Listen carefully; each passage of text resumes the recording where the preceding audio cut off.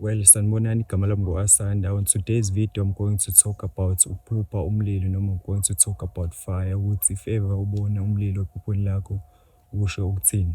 We are still on symbolic dreams, okuyividiyo ezalwa ile video engangikhuluma ngayo ethi how to interpret your own dreams. Today ngizokhuluma ngokuthi if ever you see fire in your dreams kusho ukuthini.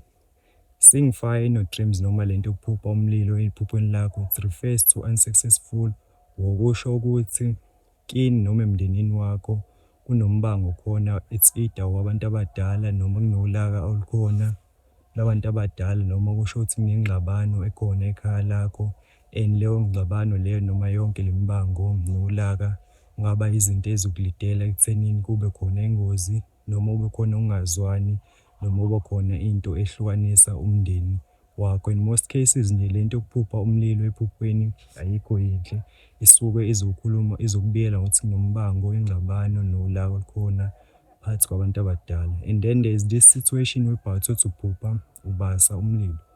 Ukuphupha ubasa umlilo akufani nokuphupha nje umlilo ushaya either endlini noma ikephi nakephi, unale ncazelo esengiyishilo.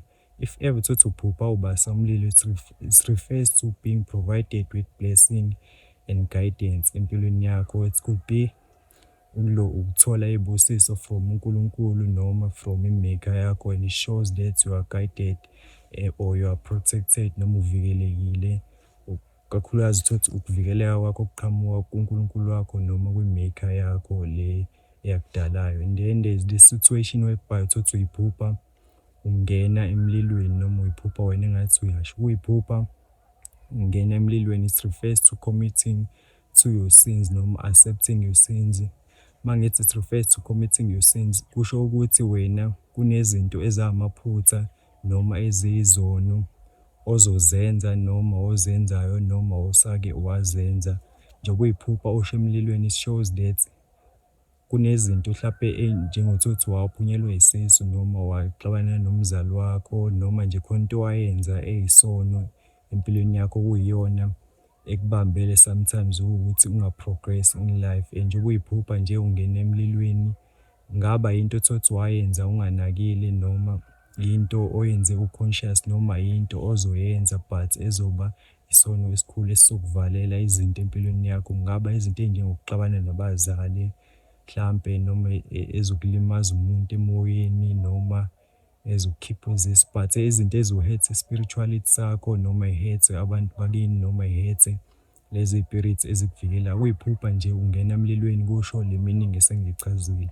And then isidlule sekule situation whereby uthi uphupha uphethe ikhandlela noma uphupha uphethe isibani. If ever uphupha uphethe ikhandlela noma uphupha uphethe isibani, shows that you are a person who is capable noma who have the talent of teaching people.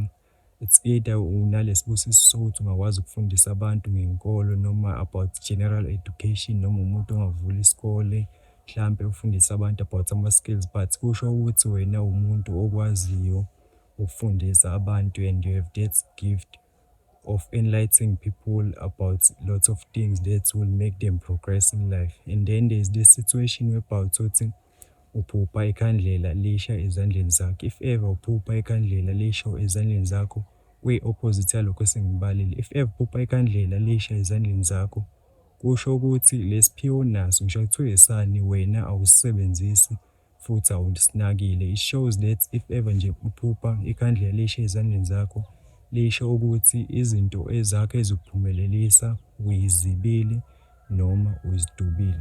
And then there's this situation whereby uthi uphupha ubona ismoke noma uphupha intuthu ephupheni lakho. Uphupha ubona ismoke noma intuthu ephupheni lakho kusho ukuthi kunezinto ozenzayo ezimbi engekho right futhi eyi-harmful noma ezohama ispirit sakho noma ezolimaza impilo yakho. Uphupha nje ubona kusha intuthu akukho right. If ever kusha intuthu, shows that kunomlilo khona, kungaba umlilo nje wasebese ngishilo ukuthi usuke umele umbango wengxabano, ulaka labantu abadala. So uphupha ismoke noma uphupha intuthu akukho right. It shows that you are doing things wrong and lezo zinto ezokulimaza. Iningi izinto esingazenza engagcina zenza ihame empilweni yethu. Igama lami ngu-Asanda. I was here to share my point of view. Thanks for watching my video. Until the next one, take it easy.